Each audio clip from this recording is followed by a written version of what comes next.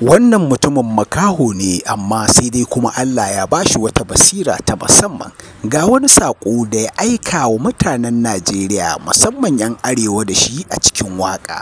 Duk wanda ya saurari waƙan nan daga farkonta zuwa ƙarshenta to lallai Tallakawa 'yan arewa gani ɗauke da karta kwana, warda na yi zuwa gare ku manya-manya da 'yan ƙanana, don baje komai a buɗe daga daren wasu za ya ƙuna, za ni toshe ido da kunne don arewa na sa gabana.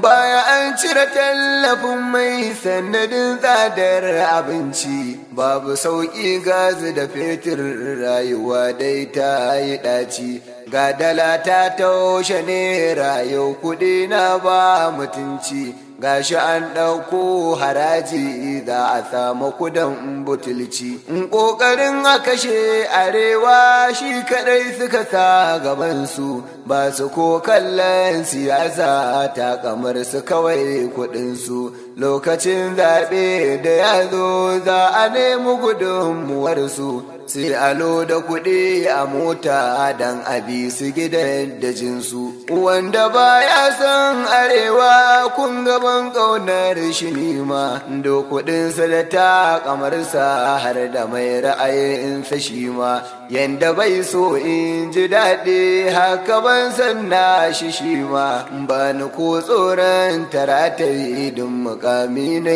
da girma.